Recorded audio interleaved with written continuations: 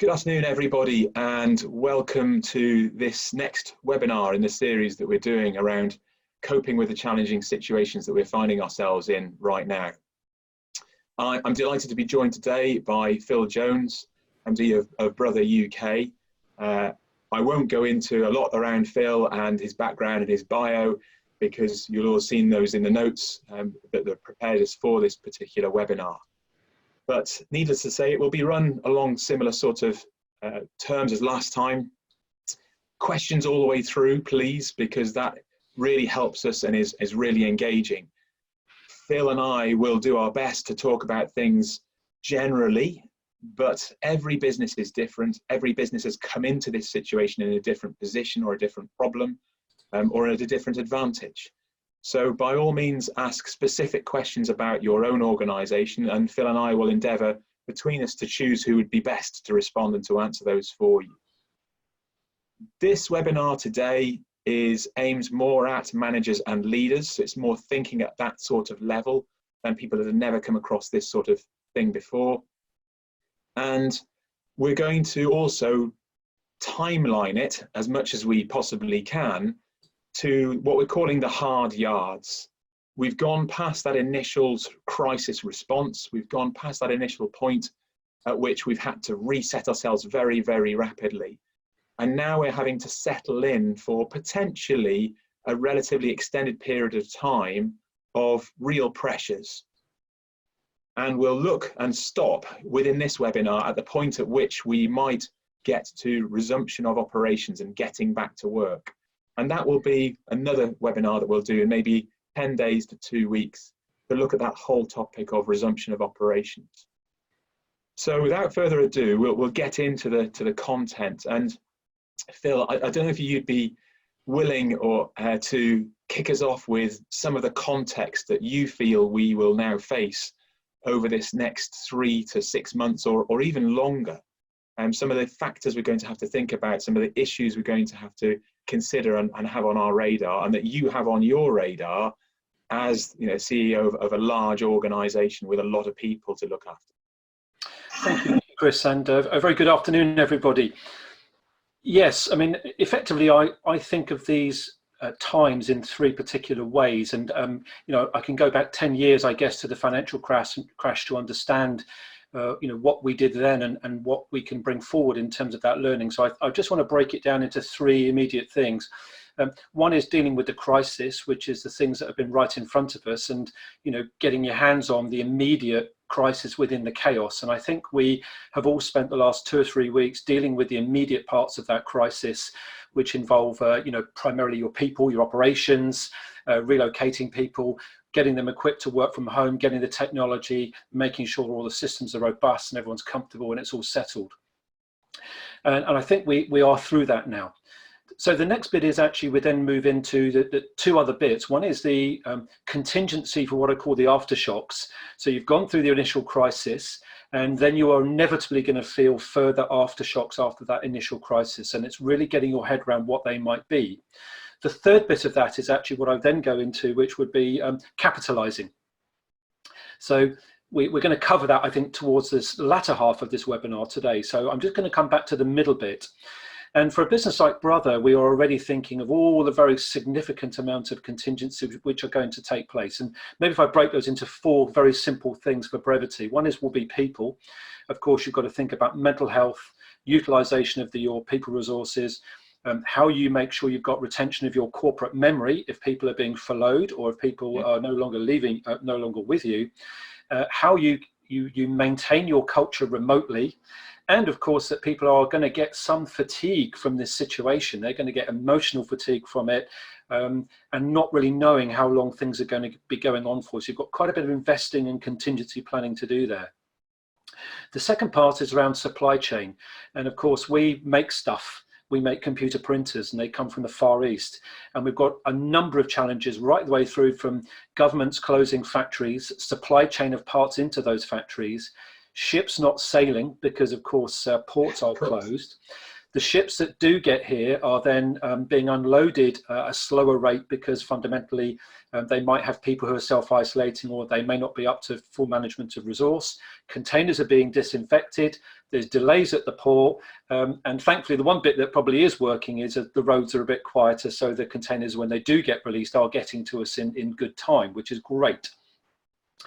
The third bit is probably around financial. And there's an enormous trade credit bubble brewing, and that's about trade credit insurance, people not being paid, bad debt, being asked to extend credit terms to people that you may beyond your current terms, which I think causes you your own cash flow issues, right the way through to pension valuations and the strength of covenants that a company like Brothe might have towards its pension trustees. All of these things now are looming issues which you've got to start thinking about as part of this next phase of contingency.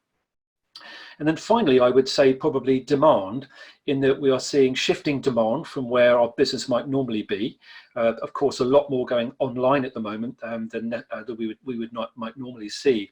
And you might be dealing with the fact that you've got no demand or a dramatic decline in demand, and how you're going to react to that. So there's multiple things. I've just mentioned just a few of the things that I'm thinking about that all businesses need to be thinking about.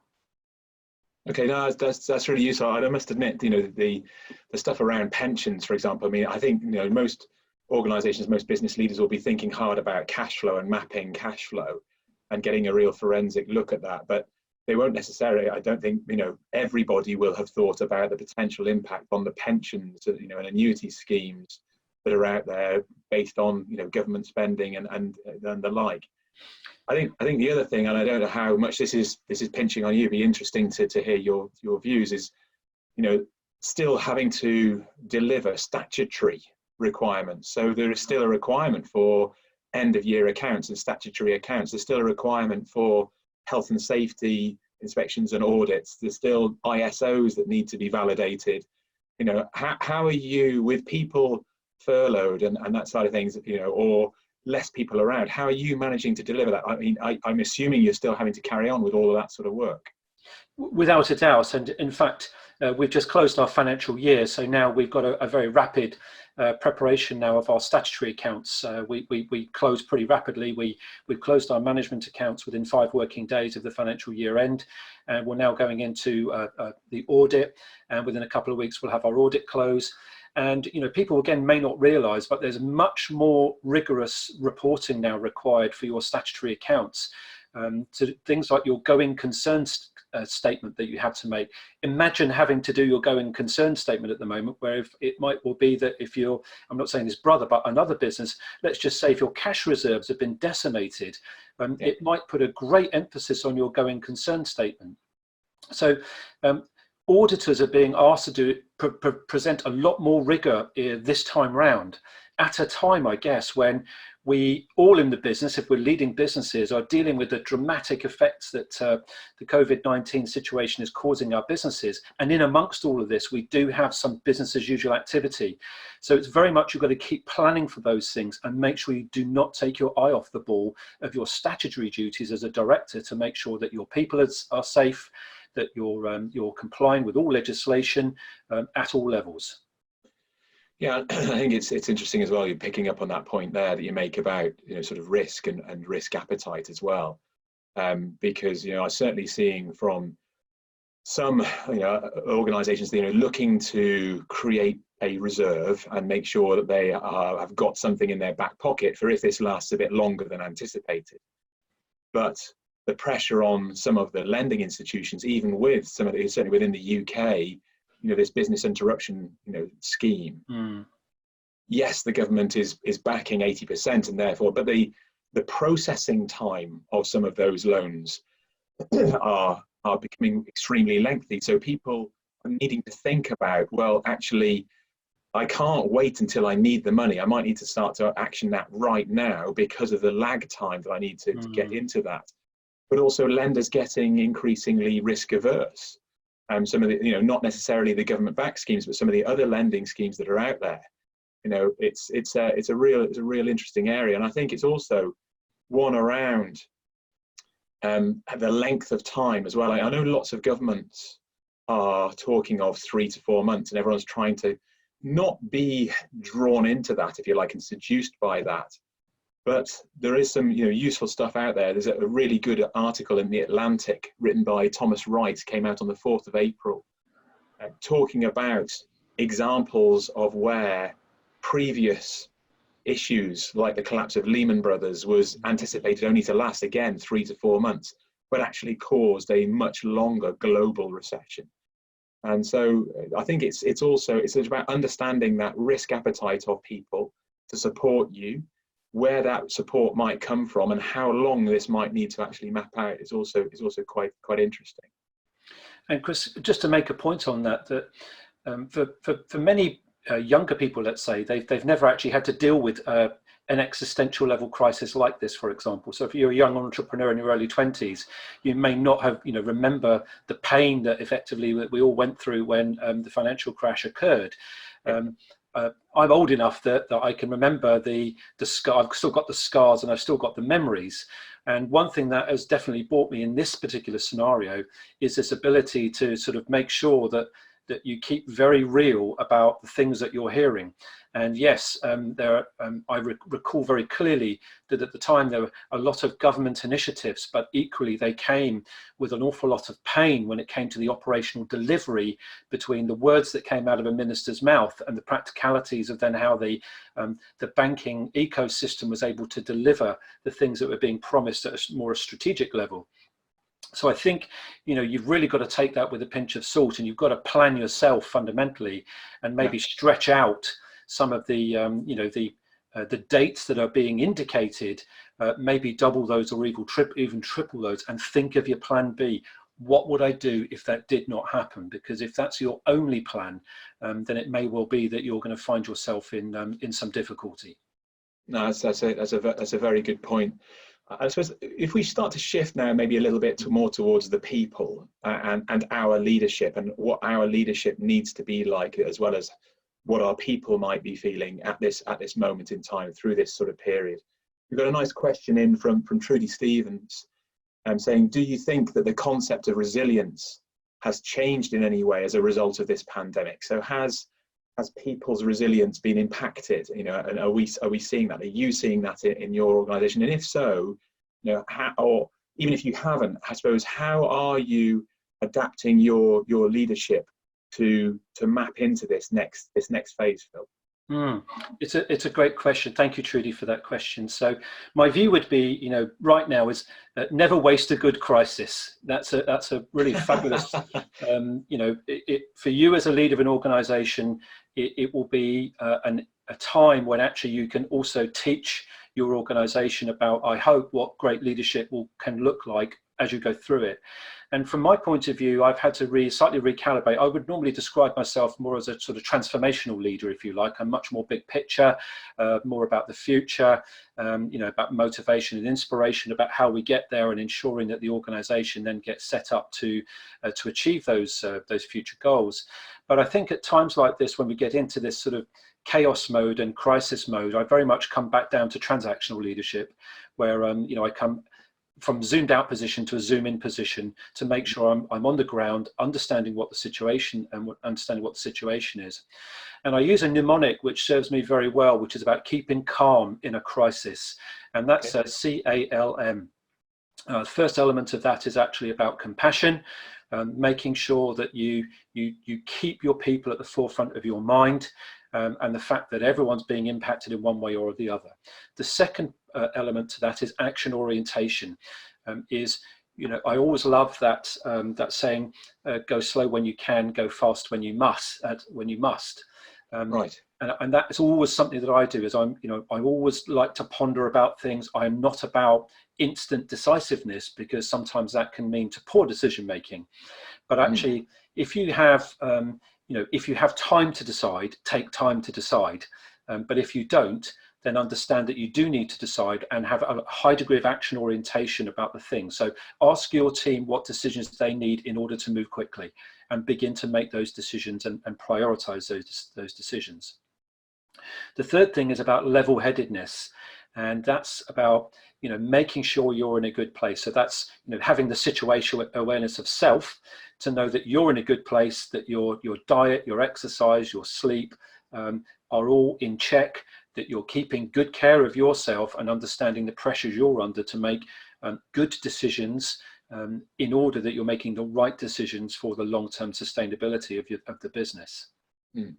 And the end bit of it is really just, I call that mindfulness, which is really being mindful about every decision that you're taking and considering the longer term impact of such decisions too.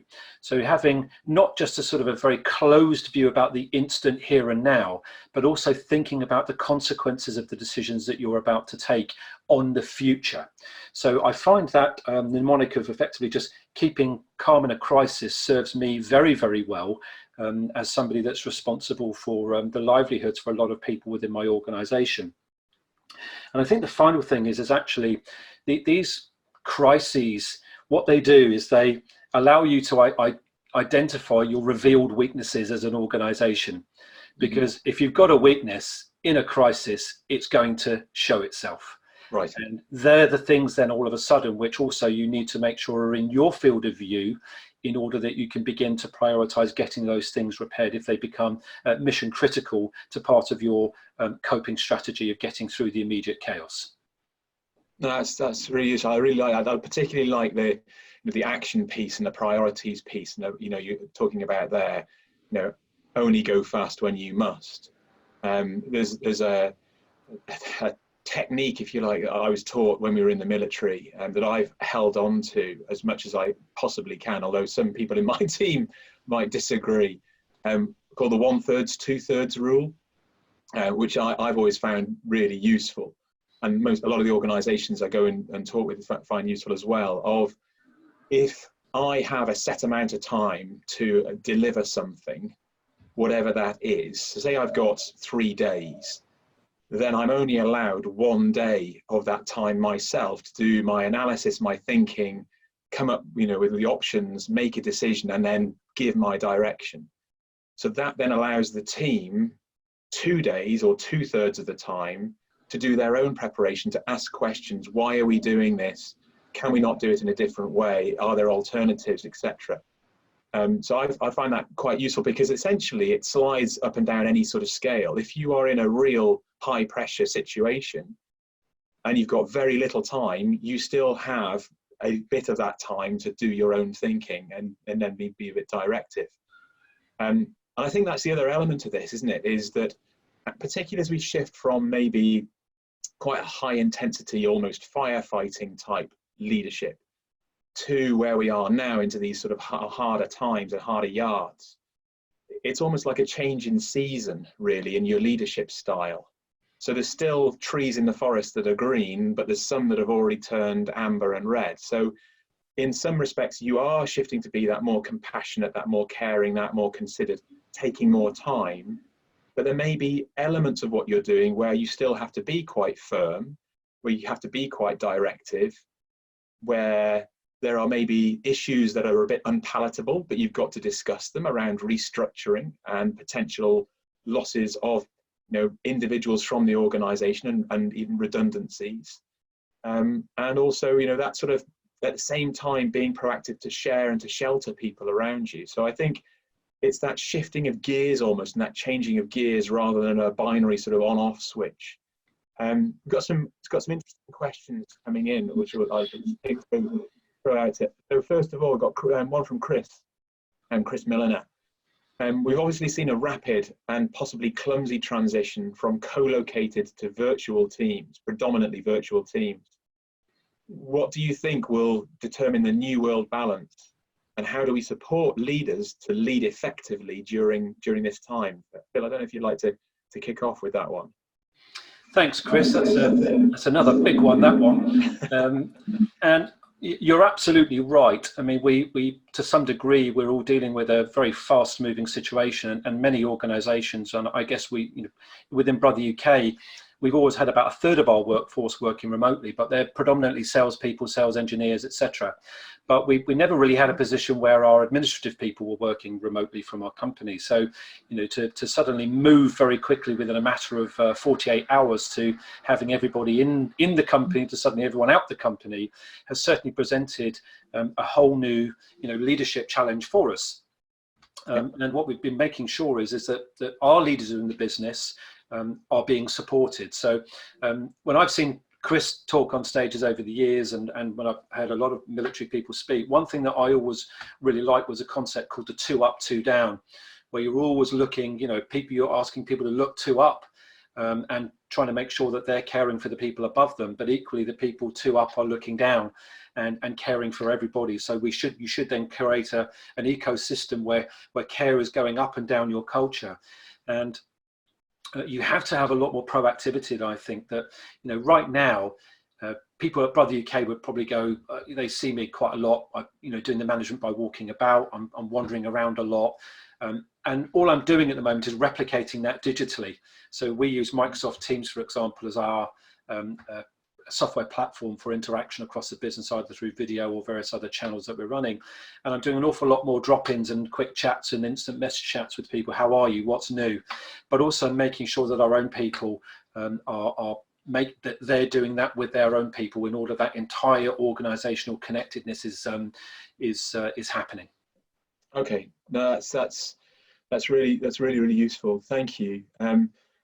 An issue pointed from Charles Webb, that working in a virtual world now with this level of uncertainty demands visibility, but also a clear narrative and transparency in decision making, especially when it's a hard decision. Yes. So I wonder if we can start to shift now to maybe looking at that, ways in which we need to adapt our organizations, ways in which we're going to shift at the culture of what we do and how we go about it.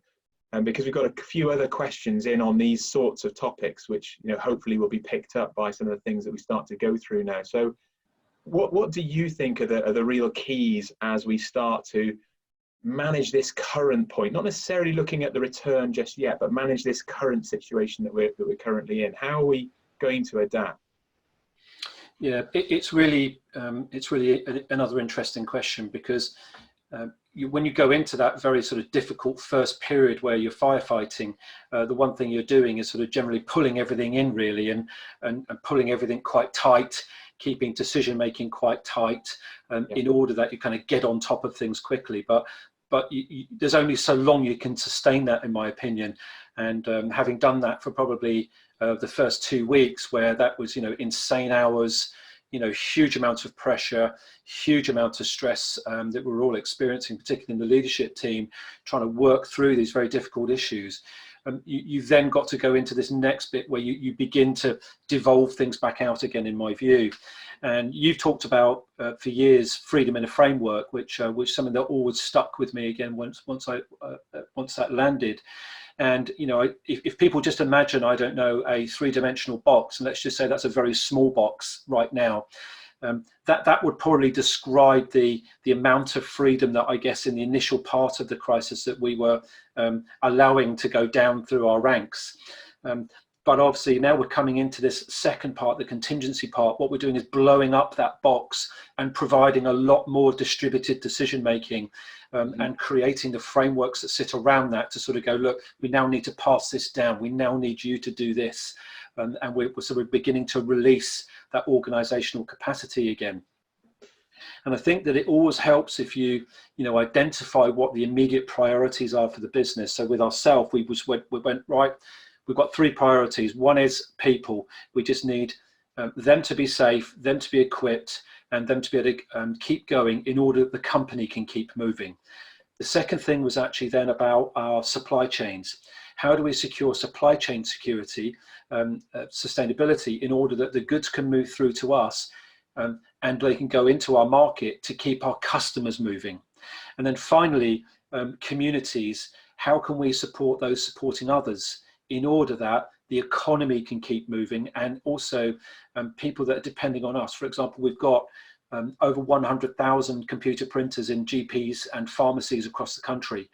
and it's essential that they are kept moving in order that even if somebody doesn't have COVID-19, but somebody has another medical issue which they need medication for, whether it be blood pressure issues or, antidepressants, whatever that might be, those pharmacies still need to be prescribing. And so therefore, wrapping that up into one of our key priorities and making sure that's communicated across the business allows people within my organization to also know what our priorities are at the moment, and therefore how they should be bumping things up on their decision making and the workload or that they're processing at any one time.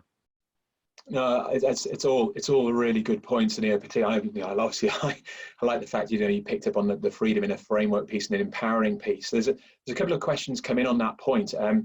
The first one, which I'm going to ask you to look at in a minute, is one in from Richard Withers, saying, with this stretch to increase the size of the box and empower people more, is there actually pressure on to allow that to happen, or are the timeframes in times of real stress or pressure, even if it's temporary, decision making becomes quite centralized. So, do you feel as a high-ranking CEO that you can create the time for your teams to start to develop the thoughts and the ideas within that framework? So we'll come to that one with you in a minute, but I'll pick up on one from James Hardy, on this topic as well, about succession planning, empowerment issues, and delegation of authority. For good after a crisis that needs to be better understood. I think you're absolutely right, James. Yes, I think there's nothing like a crisis. As Phil said earlier on, almost to put a different lens onto what you do, from my perspective, and to look at your people with a whole different frame of reference. So you start to see the people who enjoy it, revel in the crisis piece, some of whom are maybe a bit too hot-headed and charging on ahead and need to be brought back a little bit. Some people who are intimidated by it and find it really difficult to deal with, but they're all really thoughtful individuals, and therefore they're coming up with the really good ideas. So I think this is a time at which, for me as a leader, I am investing even more time in engagement and communication with my teams and with my people. And I'd be encouraging other leaders to do that, so that you can understand where people are psychologically right now and how the situation is affecting them right now. I had a really good question in the other day on a similar webinar saying, well, look, what you're talking about within this freedom in a framework concept of setting parameters, setting delegations, and then allowing people the freedom to operate within that is kind of like the best case scenario. What happens if you've got a team where individuals aren't functioning and aren't doing very well? My honest view on that is that you've got to carry on right now with who you've got. Now is not necessarily the time for trying to manage those individuals, particularly in a harsh way. It's almost a case of deal with what you've got, understand the weaknesses that are being shown, but then understand what also you're going to do about it in a slightly longer term. Phil, to the point of, can you actually allow time for this to happen? Surely there's pressure on you as a senior leader to be driving this on. And how does that sit then when you're wanting to allow people time to develop ideas and solutions themselves? Yes, I think the reality there is that if you think about the last, let's say, 3 weeks, I've got people in my organization that would go, the situation has created an enormous amount of free capacity in their life, because suddenly they're at home and the workload's different and they're not traveling to work every day, and so they've got more capacity to do things.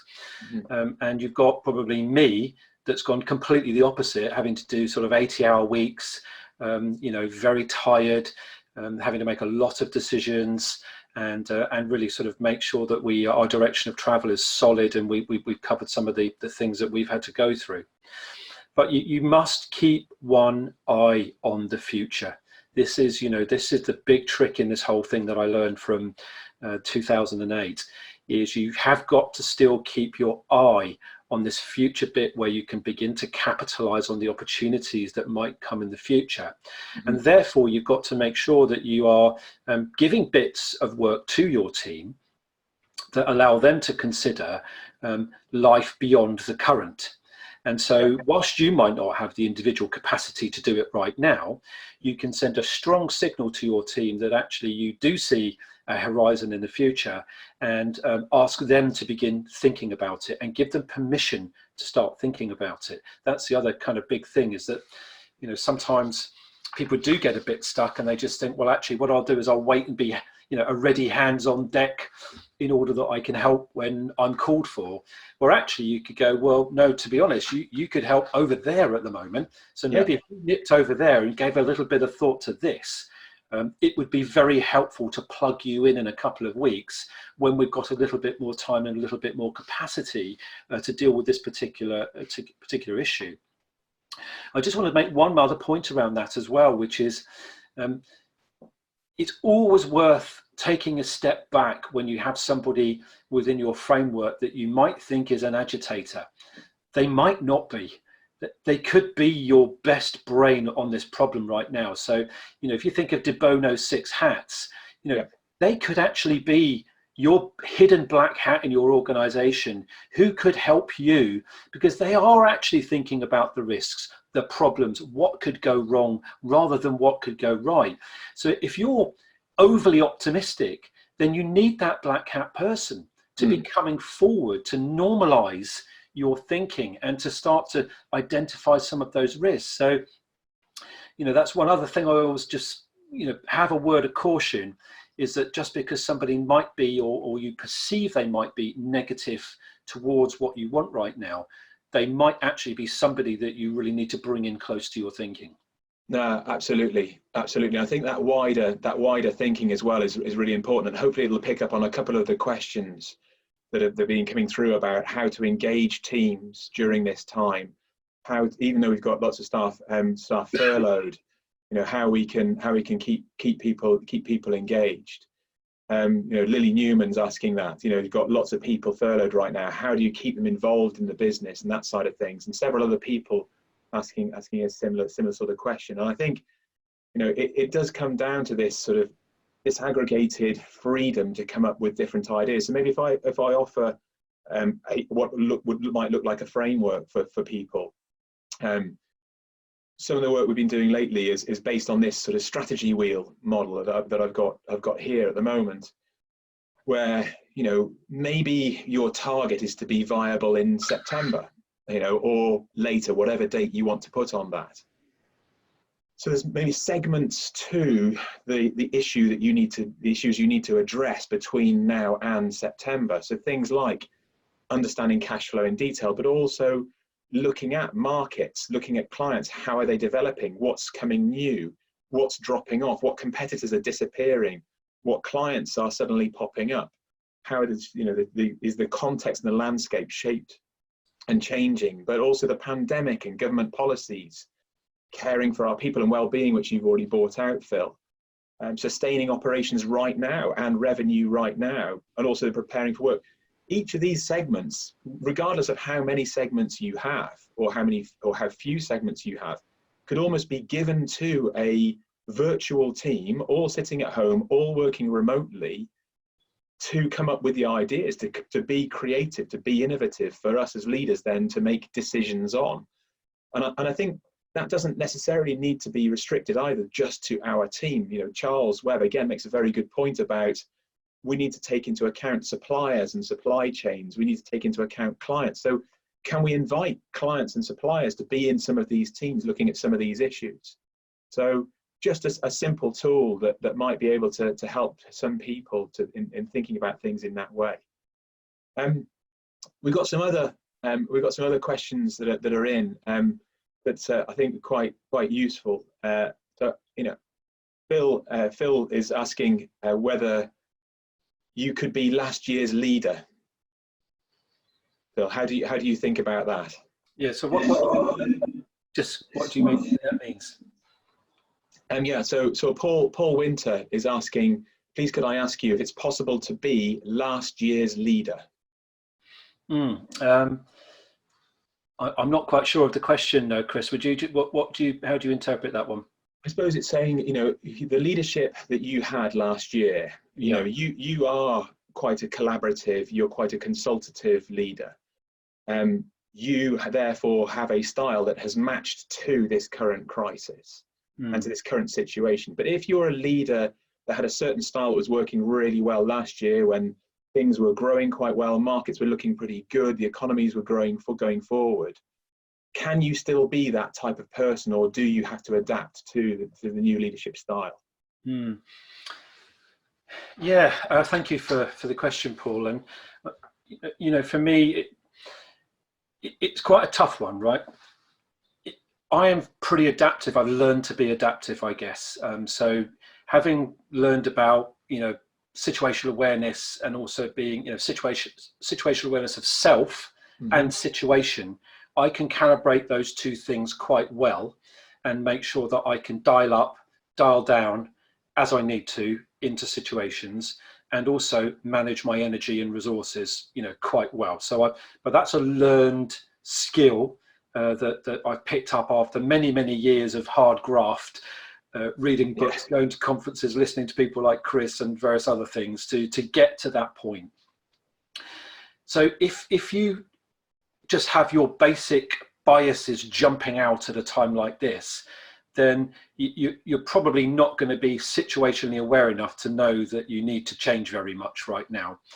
My only advice would be probably to listen to people. That would be the key thing right now, because even though it might not be obvious to you, there will be others around you where this will be blindingly obvious if your biases have leapt straight out, or if you've got cognitive distortions which are really blinding your thinking. So my big number one tip to anybody is, if you think you're last year's leader, and of course I guess you're going to have consciousness to even know that you're that. Make sure you're asking the question of people about any advice that they might give you at this time. And that's something that I've learned from being in a Japanese company for over 25 years, is always asking senior people, do you have any advice for me right now? And it invites the advice. And it gives permission for somebody to actually say, well, I saw your reaction on that, and maybe that if we had another think about it, this might be better. That would be maybe the only way I could answer that question at the moment. No, sure. And I suppose that also, it touches on a question that Andrew Powell's asked us around companies getting lost in risk management during these challenging times. And how are you as a CEO ensuring that innovation and opportunity have as much of a place at the table right now as traversing the downsides? Because as Andrew points out, historically, companies who innovate during times of crisis actually emerge as the ones to watch. And so is that, just as well as what advice do you have for me right now type of tool, what other techniques are you using to draw out and to ensure that innovation is still happening and still having a place at the table? Yes, so we very interestingly just done a couple of articles on the Telegraph on this. So you've appeared in one of them, Chris, and another individual that's appeared in one of them is a lateral thinker called Paul Sloan. And this is, for me, absolutely the right time to be thinking quite laterally about the challenges that we've all been presented by this, because if you do, you can actually create quite a lot of opportunity out of this, in my view. And one thing that we again learned from the past was that we've actually ordered some more stock in, ready for the tick up and the uptick. So when that happens, we're ready.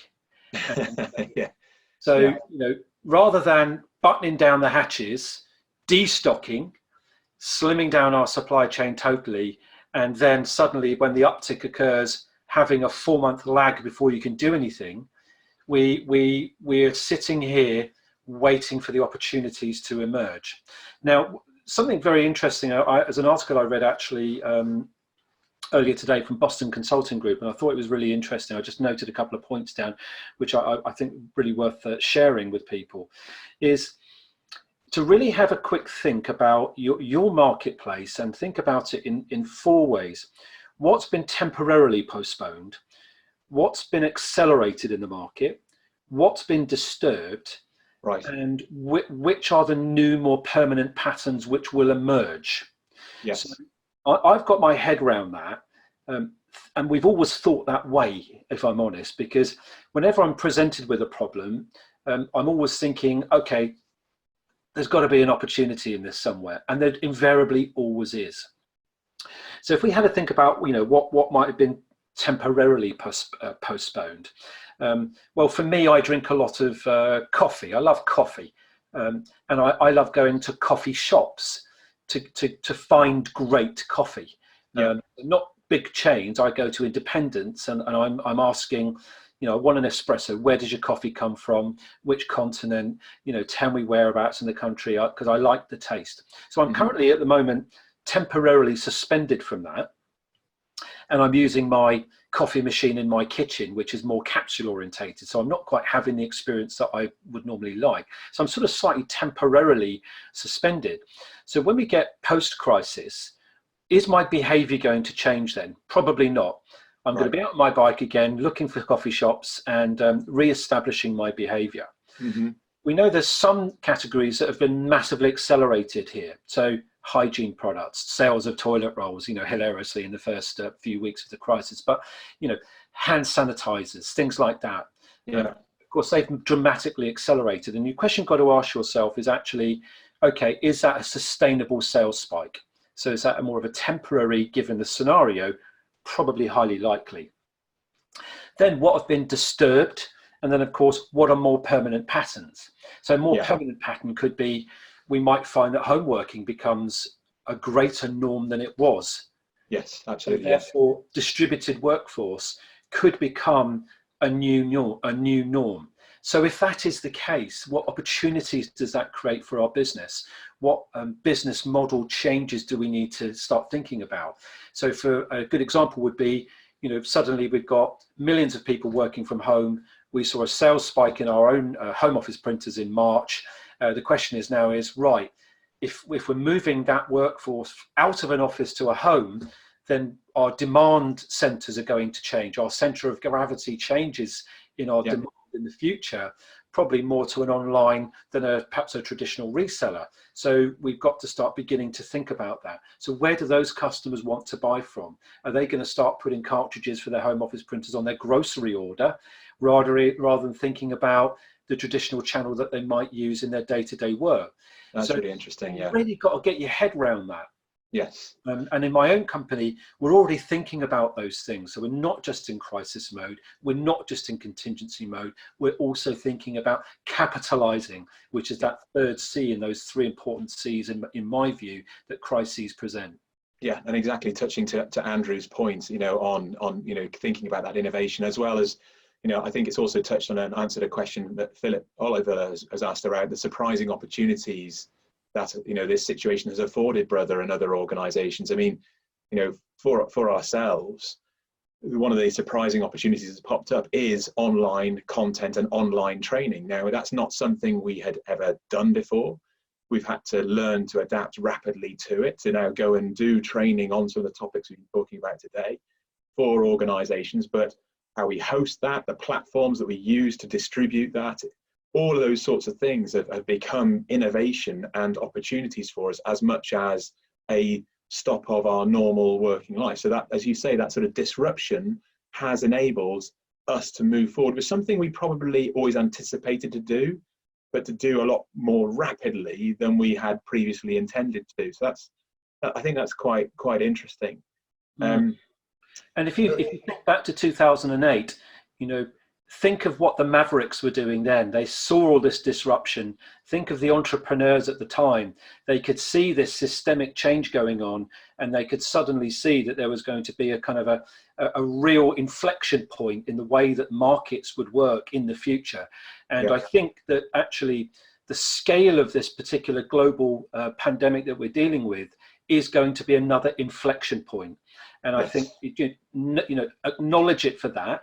And don't start thinking that it's going to be business as usual. It's going to be business as unusual. So adopt some unusual thinking about the future, and more importantly, create some capacity and some time in your head and in your calendar and within your people in order to make sure you can capitalize on that. No, yeah, absolutely. There's a question in around, maybe shift onto this a little bit about what more should we then be doing right now? And, this kind of touches back to Lily's point earlier on of having furloughed people separate, and remote working and the opportunities to use this as best we can. And we've spoken a little bit about getting teams to think innovatively about areas and topics we want them to think. We might have ideas ourselves about where we think we want them to go, but rather than us delivering those out as this is what we're going to do, getting them to come up with those ideas themselves, and therefore that increased accountability and ownership. But what else could we be doing at the moment, Phil? I mean, I've had another question in from Phil Oliver around, can we use this current time under furlough rules to be doing useful training for our people?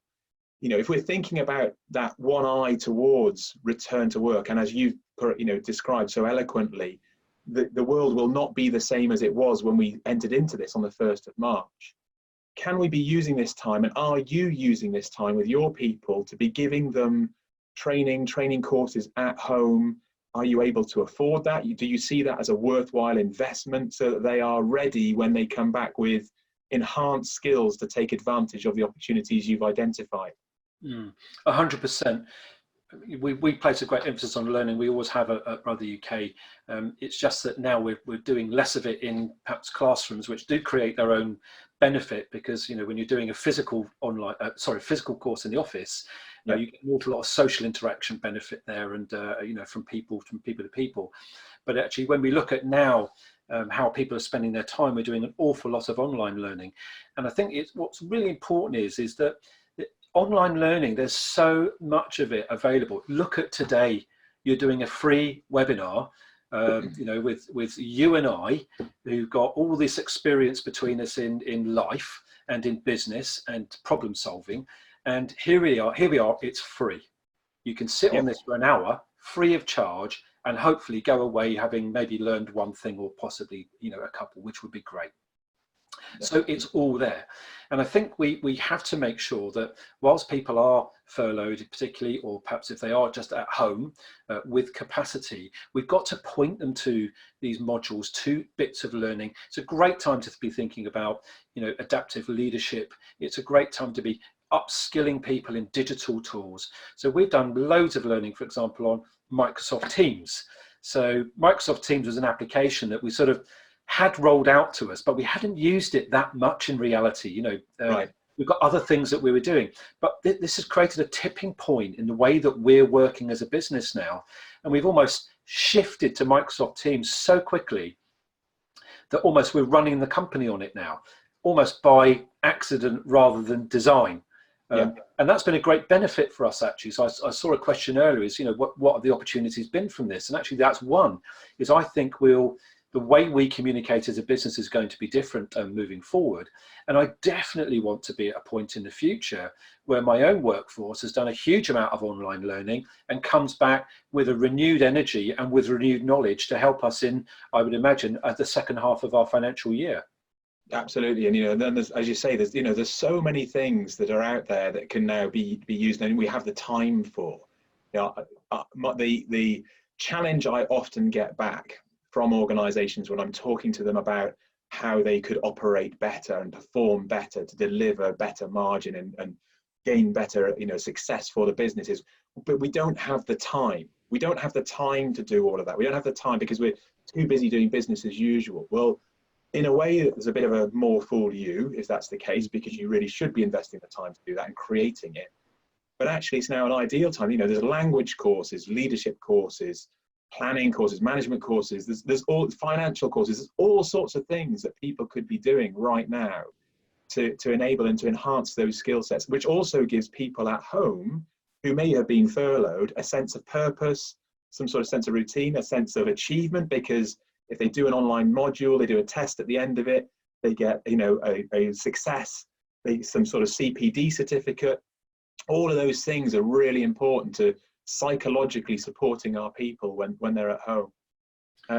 Yeah, I mean, in work we forget just probably how many sort of dopamine moments we have every day, right? we're wandering around, we have a chance conversation with somebody that tells us something nice, or someone pats us on the back or says you've done a good job, or you're happy to see somebody, and you get all these fantastic sort of dopamine shots going along in that more social human environment. So suddenly when we've become all compartmentalized, we've suddenly got this enormous dopamine vacuum, I guess, in our life. And as you're saying there, activity-based learning, where you are feeling a sense of achievement, will certainly help to give you that sense of purpose, and also give you those sort of mini highs of getting to the end of the day feeling you have achieved something, if achievement orientation is something that particularly drives you. And remember, I've got a third of my workforce, nearly half of it actually, a third of it in sales, nearly half of it in sales and marketing. And those people are naturally have high degrees of achievement orientation.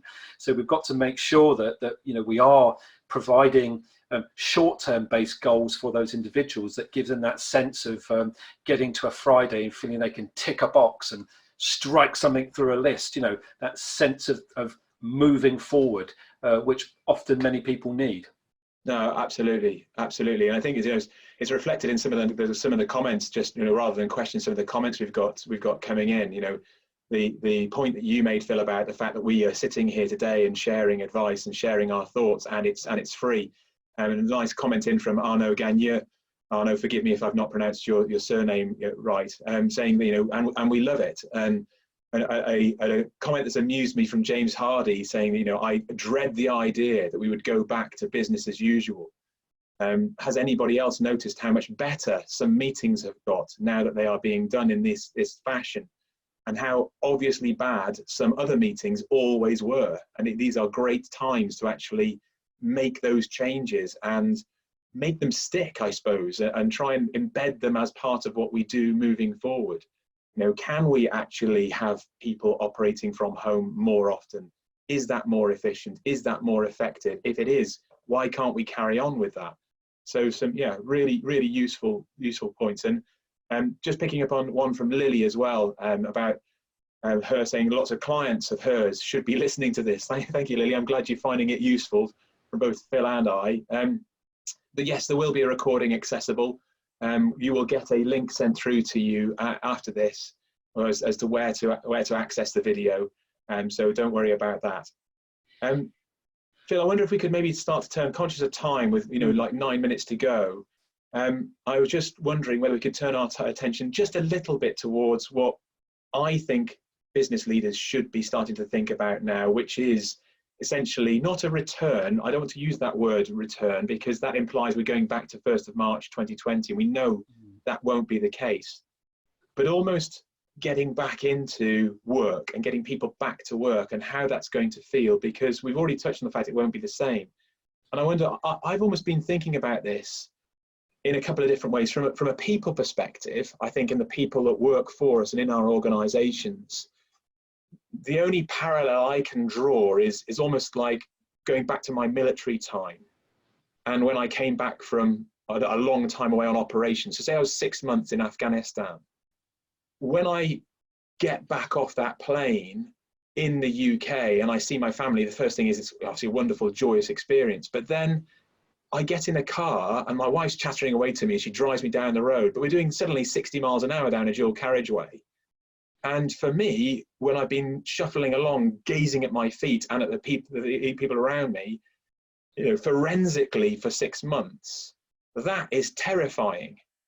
And the noise, the sense of people being around you. And for me, a lot of our people who will be coming back out of isolation, who've been able to work from home, are probably going to be feeling those same sort of emotions. And I think as a business as well, I don't know whether you'd pick up with this or agree with this or not, but for me, thinking about it, it's almost like every organization that, when the government starts to turn the tap back on in terms of policy and allowing us a degree of freedom, if you like, to start operating again, I think that almost every organization is going to feel like a scale up, because we're trying to, we understand what we do, regardless of how long established you are as a company, and we understand what we do. The situation has now changed, so we're having to learn as we're going along. So this is no longer just back to business, we're scaling up, we're transforming, we're changing. So you're almost going to end up with a global change program and a global scale-up program at the same time as people are psychologically really struggling with where we might be. And some of the return to work will be seen by dips back down again as maybe people are allowed to come back to work. We'll see an increase in reinfection rates. That will then increase the psychological pressure on people. So they'll be even more risk averse. And inevitably, as we start to ramp up exposure to people going back to work, those infection rates will come back. So, you know, long sort of diatribe from me, but what do you think about some of these issues about getting back to operations?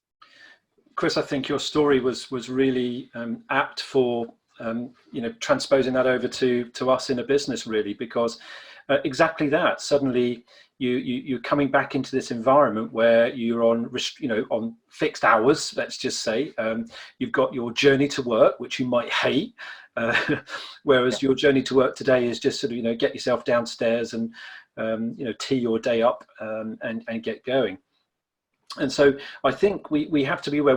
One word that's always on my mind is transitions. Mm-hmm.